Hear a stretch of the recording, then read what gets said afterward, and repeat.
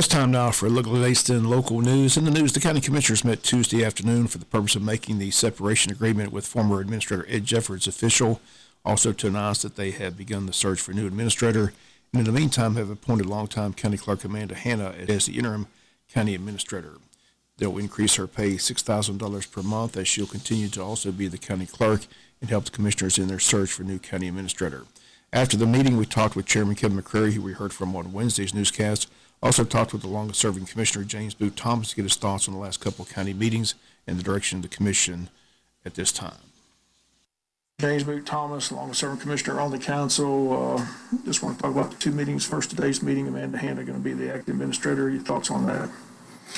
Today's meeting, we accepted the resignation of Ed, which that's something he wanted, and we worked out the details.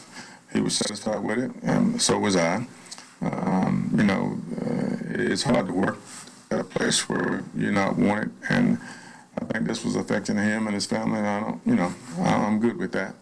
I hate that this had to happen because I think he did a great job, and that we're going to take several steps backwards in the meantime while we're trying to look for somebody else to take his place. Your thoughts on Amanda stepping in? You think she'll be able to do the job? Well, actually, that was one of my suggestions, that we name an acting administrator instead of going out trying to get somebody to come in here. It's more prudent to do it that way. Amanda already knows what's going on. She knows the reports and all the things that we're doing. So if we brought somebody in as a interim, she'd have to tell them what's going on, so she might as well do it. So I think that keeps everything in house, and she's up to date on everything. So she will be acting, and then we'll make sure she communicate with the chairman and the vice chairman and the rest of the board. I'm going to go back to the first meeting, the 2-hour executive session. I know you can't discuss what took place in the executive session, but I asked Kevin, I asked you, was it cordial? Was it heated? What all took place for 2 hours? Why did it take so long to reach an agreement? Well, when you got 5 different minds, different personalities, and you're talking about a heated decision, it's going to take a while, and even after that, I don't think you might get a unanimous decision or good results. I was not pleased with it. I didn't agree with it. So, needless to say, I think as I came out, I think that the person we had brought us from almost receivership to zero debt, and the digest is up, the millage rate is down, and we're doing good. So I didn't agree with it. But you voted for it, though. So was it? You voted yes when they. Yeah, about separation agreement. The reason I did that was because Ed decided to turn in his resignation. So I knew Ed, and I knew how he felt about it. He turned his resignation in to work to the end of his contract. But if they decided that they didn't want him to the end, then they buy him out. So I was all for that, as long as he agreed with it. Now the search is on for a new administrator. How long do you think that'll take? We're going to look at all the avenues that we've been at, ACCG, GMA, and then put it on the website. That's going. I don't know. We're looking at maybe 2-3 months. So it all depends on who's out there and who's looking and who's willing to move. Okay, we'll follow it closely. Wish you the best of luck. Thank you so much. Once again, those comments of James Boot Thomas. Once again, the separation agreement is final as Ed Jeffords, the former administrator, receives a one lump sum of $50,000, stays on the county's health insurance until the end of October of this year. Once again, the county now taking application for the administrator's position. No timetable has been given on how long they believe the search will last. In the meantime, again, a long time, County Clerk Amanda Hanna will handle the position of county administrator. We'll be back with more news after this word from our sponsor, other commercial messages, so please stay tuned. In other news, the Jessup City Commissioners met Tuesday. One topic on the agenda under new business was junk vehicles, which was described by City Manager Rose Marcus as vehicles in yards with no tag or registration and cars that simply can't run. City Manager says they're all over the city. The city's doing what they can to clean up neighborhoods in the city. City has first sent out letters to the owners of those vehicles, simply asking them to remove the vehicles from their yards. So far, 32 owners of those vehicles have responded and did what the city asked that they do and had the vehicles removed. but that still leaves 59 who have simply ignored the letter from the city, and those 59 vehicles from the time remain of the city, which has not had to spend any money on this project thus far, is ready to take action, and they state they'll have those 59 vehicles removed. City Manager Rose Market says what the city will do is apply the expense of removing the vehicle to the residents' city tax bill. So the money the city spends will be reimbursed. Once again, the city of Jessup asking the owners of these vehicles to comply with the letter and a warning from the city, but if they do not heed their advice, then the city will have them removed and simply apply the expense to the owner's tax bill. Wayne County Sheriff's Deputy Timothy Hedman remains on administrative leave with pay pending that internal investigation on how the off-duty deputy handled a physical altercation with a 78-year-old male resident of Jessup, which occurred this past Sunday at the Dollar General store parking lot across from Wayne Memorial Hospital. Altercation began over a parking violation, but words were exchanged, and the altercation became physical, and Jessup police were called to the scene. The off-duty deputy was arrested, and according to Chief Perry Morgan, faces charges of battery and elderly abuse.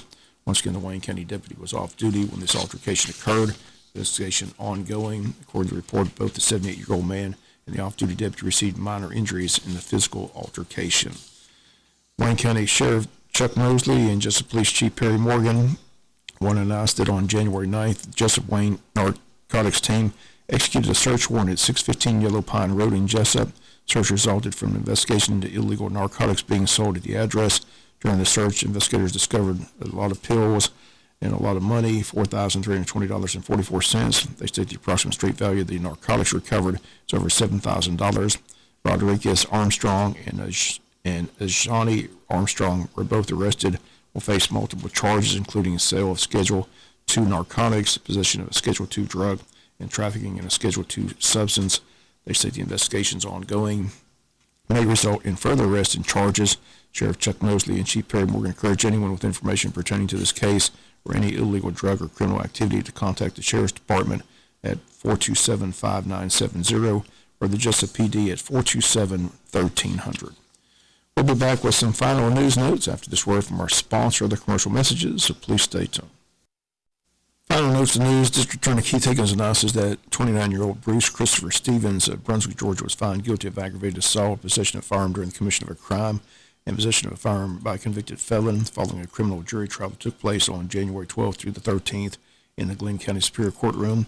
Evidence presented at trial showed that on the evening of July 29, 2021, a fight broke out between three females in the front yard of 3608 Burroughs Avenue in Brunswick, Georgia. The fight was over a man that one of the women was dating and another had previously been involved with.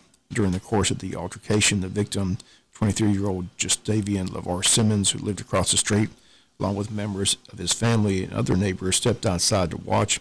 Justavian began to film the fight on his phone, but also tried to break it up.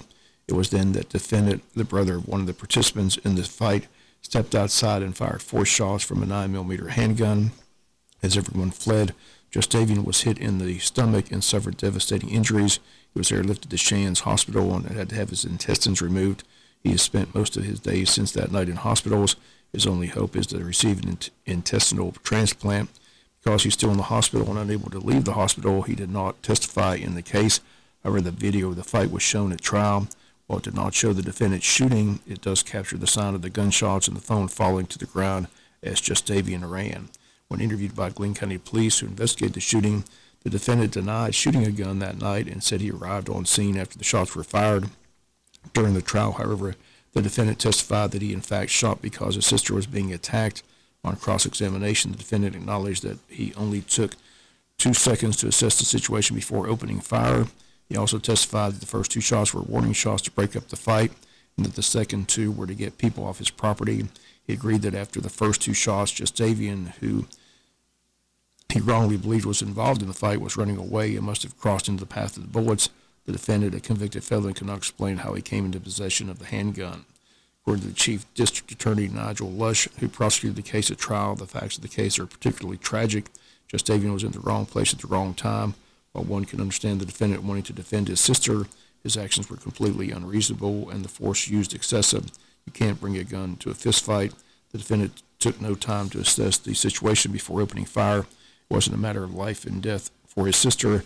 Our prayers are with Justavian, his child, and the rest of his family. and he can get the intestinal transplant he needs. Jury trial was presided over by Judge Stephen Kelly, sentencing scheduled for a later date. Stevens faces a maximum sentence of 35 years in prison. If you're looking for a job or new career, a special event is taking place in Wayne County on February 8th entitled Career Expo 2023. It takes place at Coastal Pines Technical College at the Polytech Center from 3 to 7 p.m. Features local industries, businesses with current job openings, and on-site interviews. Need more information, simply call the Wayne County Chamber of Commerce at 427-2028. Once again, the date is February the 8th, the time from 3 to 7, the location Coastal Pines Technical College. And the Hog Jam set for February 17th to the 19th by the Wayne County Board of Tourism. Again, all the registration rules are available through active.com. Registration forms can be printed from the Tourism Board website, waynetourism.com. Wayne County Tourism Board's Hog Jam set for February 17th to the 19th with headquarters at the J.C. Fair Building. And that's going to do it for latest in local news. Sports comes your way in a few minutes. Bob Morgan's having a great day.